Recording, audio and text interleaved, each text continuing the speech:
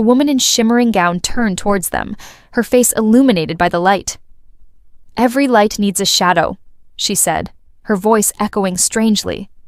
"And the city of light cannot exist without shadows." Her eyes, dark pools in the bright expanse, seemed to bore into them. "You've brought darkness here. Now the city's balance is broken. You must help restore it or face the consequences." Marcus stepped forward, his gaze steady. "How can we help?" The woman gestured with a sweeping movement of her hand. "The source of light is in the heart of the city, guarded by the lumen.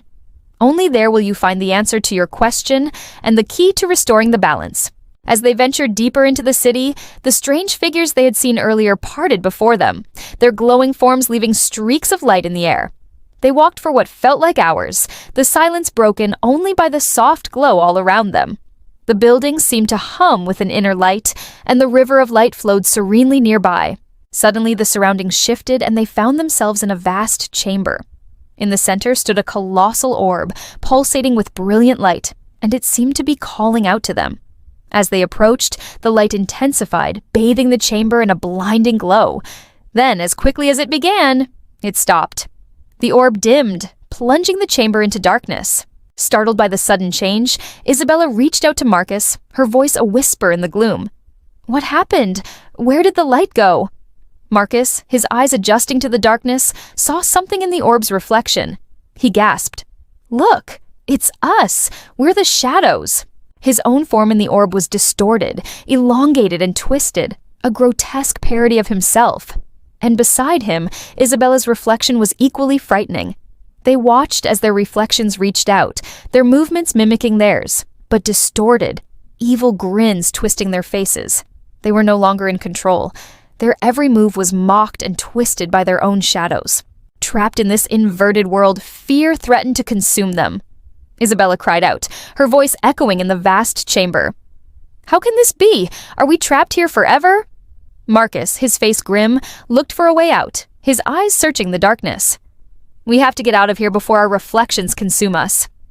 Then he remembered the words of the woman in the shimmering dress. "The source of light is in the heart of the city." If the light was the key to banishing the shadows, then they needed to find its source. But how? As if sensing their thoughts, a new voice echoed in the chamber, soft yet somehow resonant. "Looking for the light, travelers?" Startled, they whirled around but saw no one. "I am the lumen, the heart of the city's light." The orb suddenly flared, bathing the chamber in brilliant light, revealing the source of their torment. Their own shadows were fading, recoiling from the intense light. With renewed hope, Marcus and Isabella turned back to the orb, their steps lighter now. As they approached, the lumen's voice resonated within the orb. "To restore the balance, you must choose, each of you, a light to guide you from the shadows." Before them, various orbs of light flickered, each pulsing with a different energy. Marcus felt drawn to a light that shimmered with a steady, calm glow, while Isabella's eyes were fixed on a light that pulsed with vibrant energy. As they reached out to touch their chosen lights, the orbs flared, and the chamber was filled with blinding light. When their vision cleared, they found themselves back in the city, but everything was different. The buildings seemed to hum with a softer, warmer light. The river of light flowed calmly, reflecting the sky. And the strange, luminous figures they had seen earlier moved about, their faces no longer blurred. And in the distance, they saw the woman from before, her form outlined against the soft glow of the city. She smiled, her eyes twinkling. "The city is whole again, thanks to you both. You have restored the balance of light and shadow." Hand in hand, Marcus and Isabella walked towards the woman, the city's warm glow enveloping them. Together, they had faced their fears and restored balance to the extraordinary City of Lights. From the best-selling author of City of Ember comes a thrilling new story about two kids who stumble upon an amazing secret. Marcus and his little sister Isabella loved exploring the attic in their grandmother's house. It was filled with all sorts of curious things, old photo albums, dusty furniture, and even a strange metal box with a keyhole but no key. One day, Marcus found a small wooden box hidden behind a loose floorboard. Inside was a silver key and a note that read, "To unlock the box, you must find where light is born and darkness dies." Confused but excited, he raced downstairs to tell Isabella. "Look, sis, we have to go somewhere to unlock this box," he said, holding up the note. "But where?" Isabella wondered. All of a sudden, a gust of wind slammed the front door open. A swirl of orange leaves flew inside and landed at Marcus's feet. Startled, he watched as they slowly transformed into shimmering golden butterflies. "Wow, look," Marcus breathed. He chased after them as they floated out the open door and into the darkening sky. The butterflies led them through twisting streets and across a wide, shallow river until they reached a towering stone archway. Just as it vanished from sight, a warm light spilled out from behind it, beckoning them forward. As they walked through, the archway reformed, hiding whatever lay beyond. "It's like the entrance to a cave," Marcus said, reaching for the cool stone. But then the ground beneath him gave way and he fell. Landing in a heap, he looked around wildly. Had he just been falling forever? Where was Isabella? Then he saw her standing on a ledge above him, unharmed. Startled by what had just happened, he climbed to his feet and approached cautiously. But as he neared the edge, the ground beneath him crumbled again, and he cried out, bracing for another fall. But instead, he felt something hard and smooth beneath his hands. Startled, he opened his eyes to find himself lying on a glistening cobblestone street.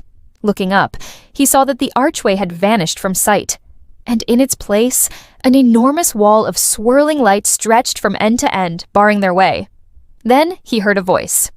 "Welcome to the City of Lights, foolish children." Startled, they spun around to find a woman with flowing white hair smiling at them. "Who are you?" Marcus demanded, but before the woman could answer, she vanished. At once, Marcus and Isabella noticed their shadows moving on the ground, but not under their control. They were rising, detaching from their bodies, eyes glowing red as they began to approach. Marcus shouted, These are us, but born from darkness."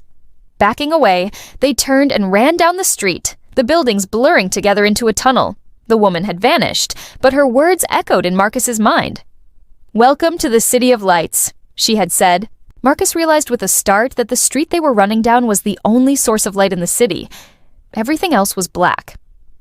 "We have to get away from the light," he gasped, pulling his sister toward the shadows.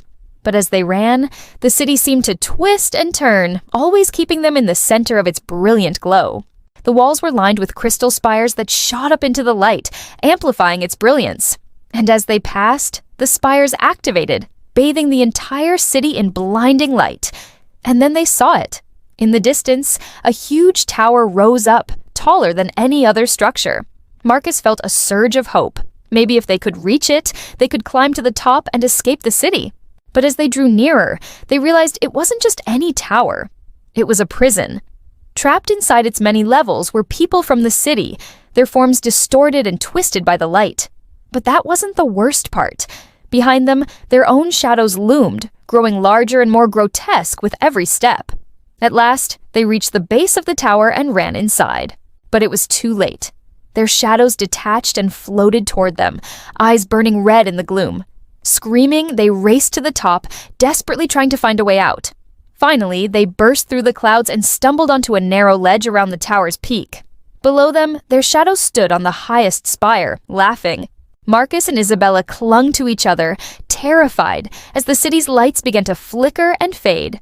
With a final surge of energy, they broke through the wall of light and tumbled to the ground below. As dawn broke, the sea was calm again. The City of Lights had vanished.